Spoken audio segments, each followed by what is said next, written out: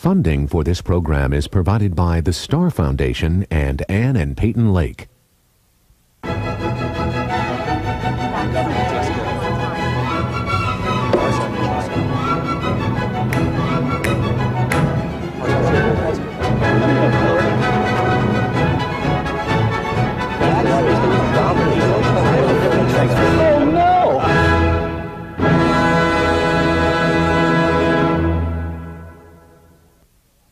Welcome to Uncommon Knowledge. I'm Peter Robinson. Our show today, the State of the Union, or more precisely, the State of the Union according to the Nobel Prize-winning economist Milton Friedman. Every year, the President of the United States travels from the White House to the House of Representatives to deliver a major televised address, the State of the Union address. The President outlines for the American people the accomplishments of his administration to date, the challenges the nation still faces, and his programs for meeting those challenges. Now, by the time the President delivers his address, it will have been worked on for many days by the President himself and by a large team of speechwriters. There will have been draft after draft after draft, markups, crossouts, corrections of all kinds. Yet, when we finally see the address, when we watch the President seem to speak all but flawlessly for 30, 40 minutes or more, delivering a speech that must be many pages in length, we never see him refer to a single sheet of paper. The trick? A machine called a teleprompter that projects the text of the speech onto a plate of glass in such a way that the President and he alone can see it. A trick with mirrors, an illusion. Milton Friedman, perhaps the most influential economist of the last half-century, believes that when Bill Clinton gave his own most recent State of the Union address, the teleprompter wasn't the only illusion the speech involved. Milton Friedman, we are in the 6th year of the Clinton administration. The nation is at peace, the economy is booming, the federal government has gone from a budget deficit of $290 billion in 1992, the year Bill Clinton was elected, to a surplus of at least $76 billion for this year. Don't you want to give Bill Clinton an A? No, I want to give the economy an A. Give the economy an A. How much credit does he deserve? Well, there's only one way in which I believe he deserves some credit. Because you have a Democrat in the White House and Republicans in Congress, control of Congress. It's hard to get any laws passed. And that's been a great advantage. The source of our prosperity, in my opinion, dates back to Mr. Reagan's reductions in tax rates. 1982. And the deregulation during the Reagan administration would also go down to the 1986 Tax Act, which eliminated a lot of interventions, so unfortunately, which have been creeping back in.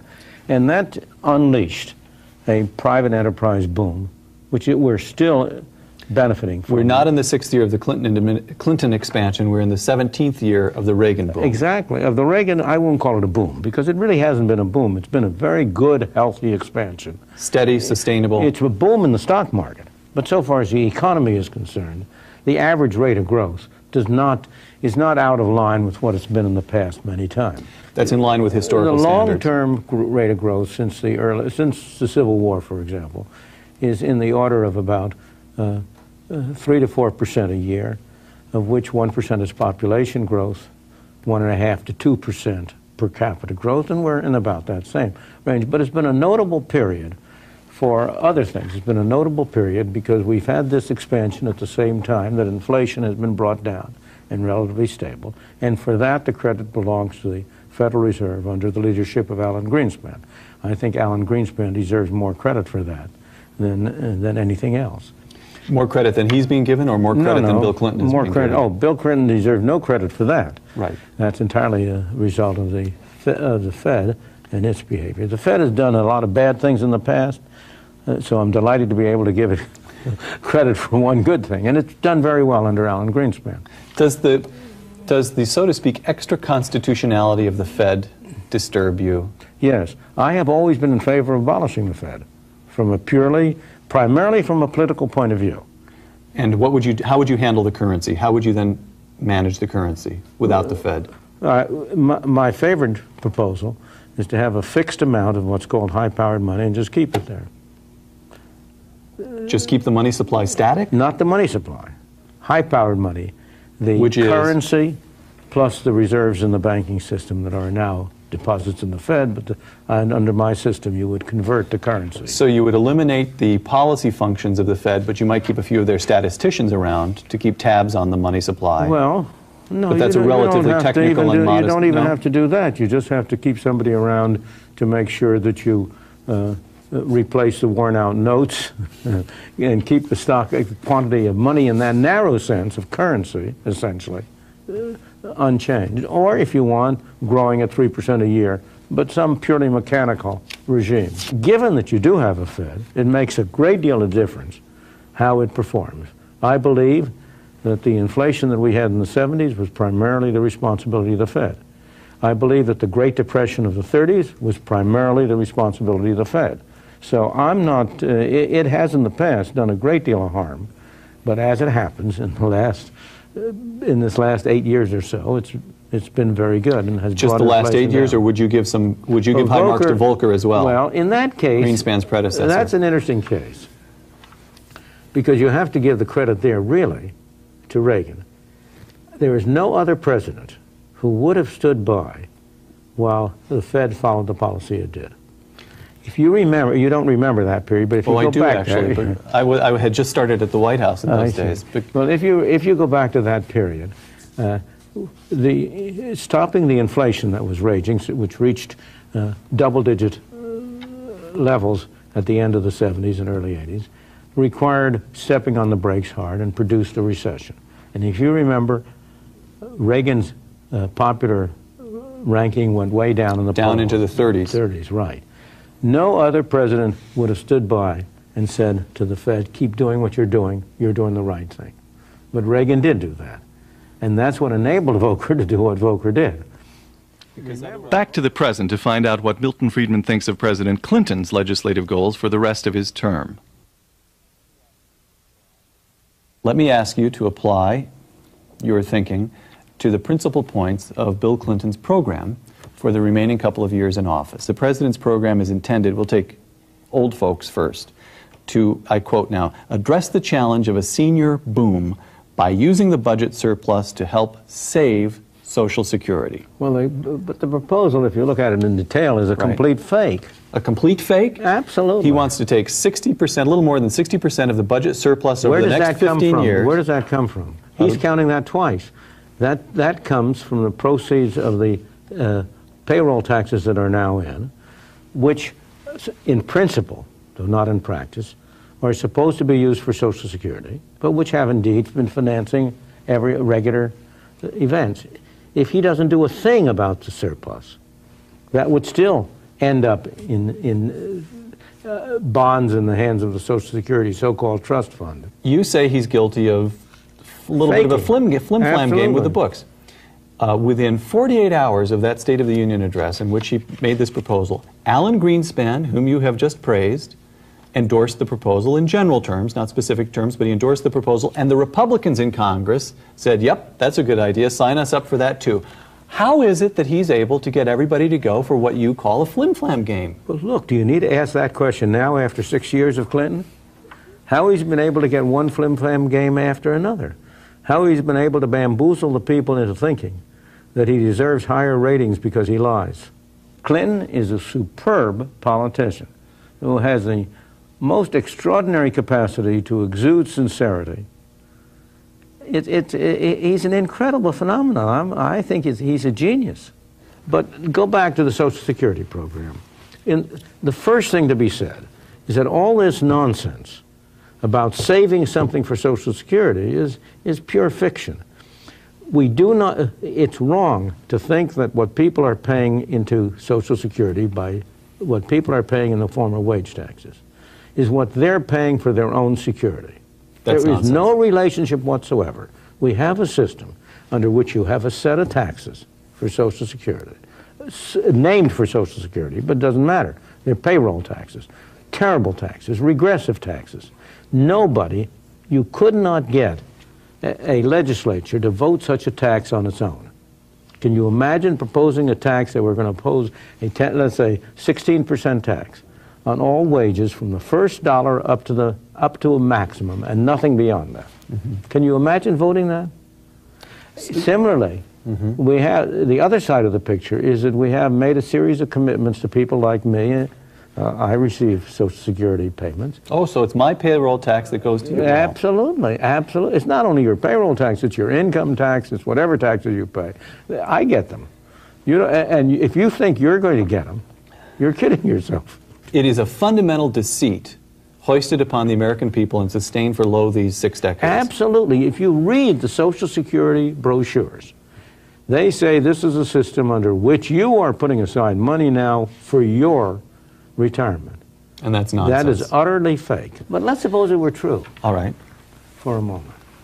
Why is it that it's appropriate for government to come and tell me what fraction of my income I should save for my old age?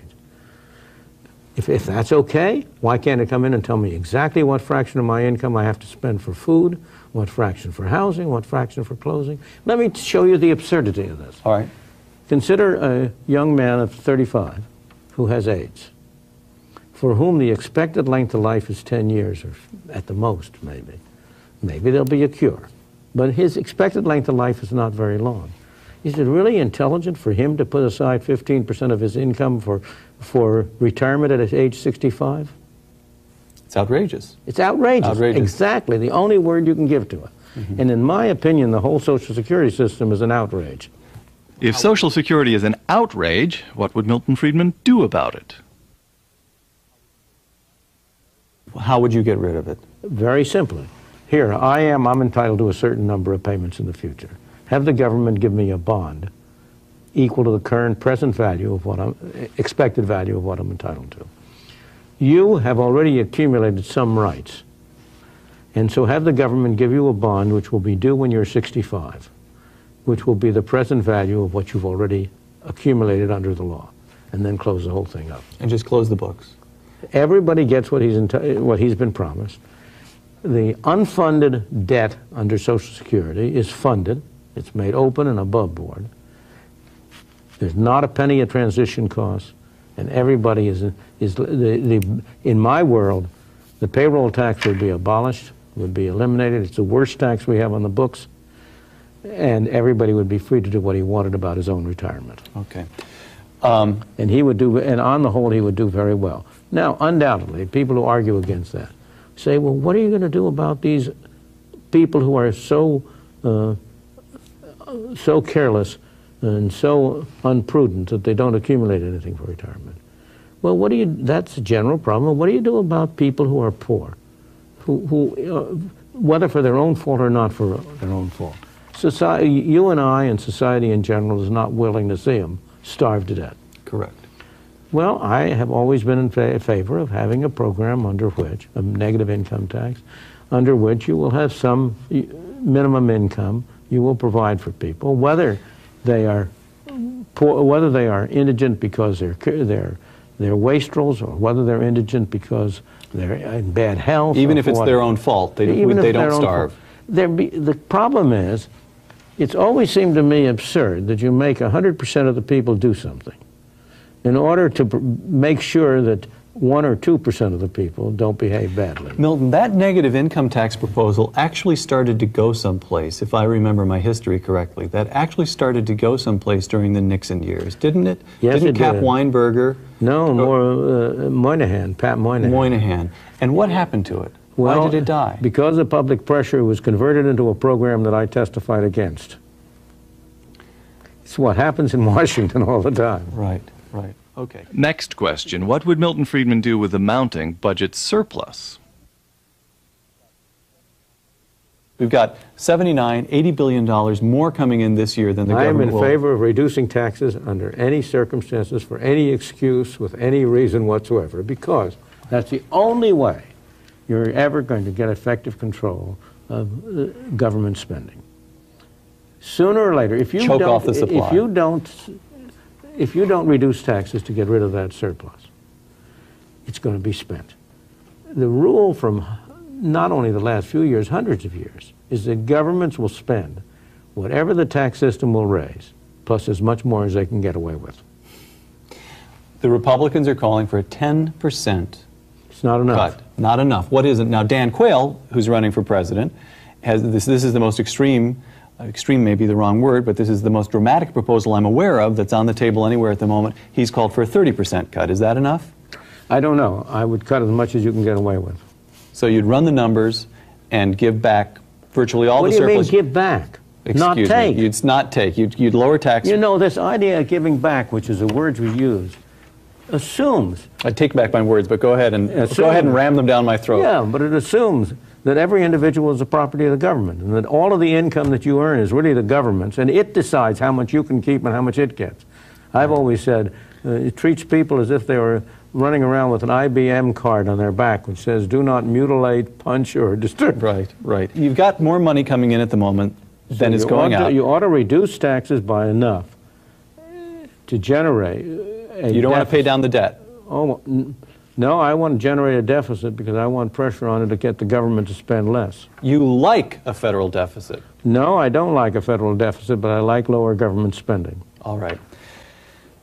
President Clinton has another proposal for using that surplus, and he calls them USA accounts. Yes. He's proposing to use about 11% of the surplus over the next 15 years or so to establish, I quote now from his speech, universal savings accounts, USA accounts, to give all Americans the means to save, again quotation here, with extra help for those least able to save. Details to follow.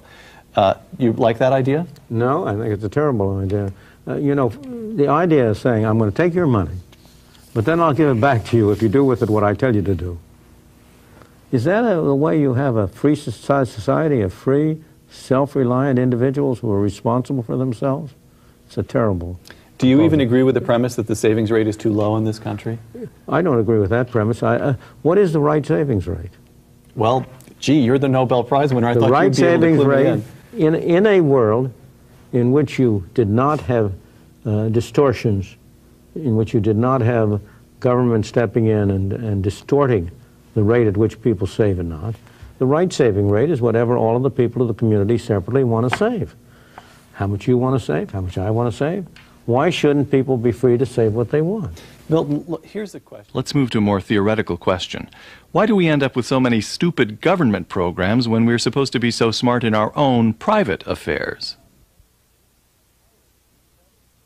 How is it you credit great intelligence, shrewdness on the part of individuals when they're spending their own money and managing their own property in the marketplace? How can we all be so dumb when we give up being players in the marketplace and become citizens participating in the political process? We get hoodwinked by Clinton. We go for this crazy sham of Social Security. How can we be so dumb? Because it's always so attractive to be able to do good at somebody else's expense. That's the real problem about government. Government is a way by which every individual believes he can live at the expense of everybody else. I'm just repeating what Bastiat said 2 centuries ago, more than 2 centuries ago. You know, the thing that people don't really understand is that free societies of the kind we've been lucky enough to experience for the last 100, 150 years are a very rare exception in human history. Most people, most of history, and at any one time, most people at any one time have lived in tyranny and misery. And it's only for a brief period. And why? It is precisely because once you get some government program in, it may have been a very good idea, it's always proposed for good reasons, but once it gets in, it becomes a special privilege of a small group which has an enormously strong interest to maintain it. And you do not have any comparable group that has an interest to get rid of it. And therefore, the hardest thing in the world is to get rid of any government program, however badly it works. In fact, try to name any government programs that have been eliminated. The draft, well, that's not a... Yes, the draft is an example. It's one of the rare examples of a program that has been eliminated. One of the others was postal savings. It used to be that the postal system had a savings system, which became very popular as a result of the Great Depression. But it disappeared. Why? Because by accident, when they set it up, they limited the interest they could pay on postal savings to 2%. And when the market rate got higher than that, all the money was taken out of postal savings, and postal savings came to an end. But aside from that, can you name programs that have been eliminated because they failed? And so how do we set a limit on government and keep it coming back? The only thing I can see on the horizon that offers a real chance are term limits. Term limits? Right now, being a politician is a lifetime career. Being a congressman is a lifetime career. Do we have any evidence in the states where term limits apply that it has worked as you would like to see it work? Term limits have been in effect here in California for about a decade now. No, whatever. It's well, less than they a may have been decade. enacted a decade ago, so they've been in effect for perhaps 6 years. It's a little early. We still. don't really have any very good. However, it so happened I had occasion to have a conversation the other day with the former governor of Virginia, George Allen, who everybody says he's going to be running for the Senate. Yes, that's what he intends to do. He intends to do. All right. However, Virginia has a one-term, 4-year term for the governor. Right. And he said, if we had had a 2-year term, if we had the situation in most states that you can run for a second term, I would have spent the 3rd and 4th year of my term working for re-election. I would never have been able to get done what I got done. It was the first real hands-on testimonial I've seen to a term limit. It's not a good idea for being a legislature to be a lifetime profession. The founders of our country had the idea of legislation as a part-time activity. It is in many states today. But on the federal government level, it's a full-time profession. Right. And that is very unhealthy because the legislature, it's not a criticism of the individual, but any human being in that position. He's going to sit in committee meetings and day after day he's going to hear arguments, good arguments, worthy arguments for new programs. He's going to get very few arguments for getting rid of programs. And the evidence is clear. The longer people are in Congress, the more willing they are to vote government spending. The polls all show the American people are very concerned about our public schools. What does Milton Friedman think of President Clinton's proposals to improve those public schools? President Clinton on public schools.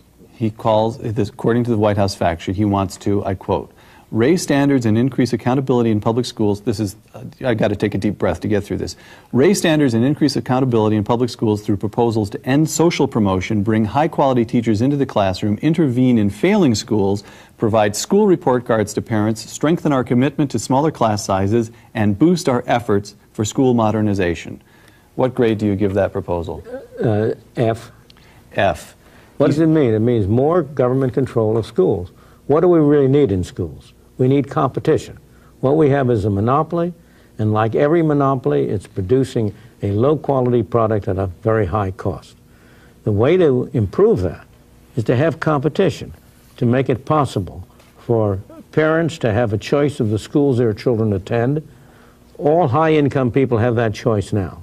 They can they can choose their residence for a place with good schools, private schools, or they can send their children to private schools, pay twice for schooling, once in taxes and once in tuition. Milton, but the lower income classes can't. They're stuck. Milton, didn't public schools used to work? Yes.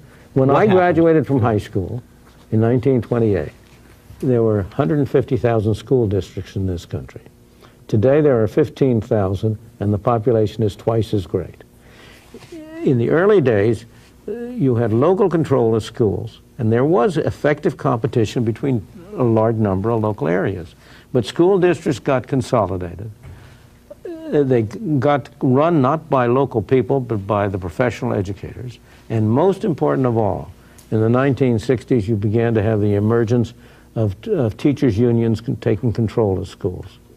And since 1960, since the teachers' unions started emerging, you have had, on the whole, a rather steady decline in the quality of schooling. What is it about the unions? If you want to improve automobiles, right? Do you have government step in and tell people what brakes to put on and so on? Or do you rely on the fact that General Motors is going to try to beat Ford, is going to try to beat Toyota? Competition is the most effective way to improve quality, whether in computers, in automobiles, in suits or in schooling. Let me ask you to close, if I may, with a prediction. It's 2009, 10 years from today. Is the government of the United States bigger or smaller? Smaller. Your ideas are winning? No. The internet is going to make it harder and harder to collect taxes. How come? Because you'll be able to evade taxes. You'll be able to do your deals in the Cayman Islands. So the internet, At the moment, I see the internet as a most likely source of a smaller government.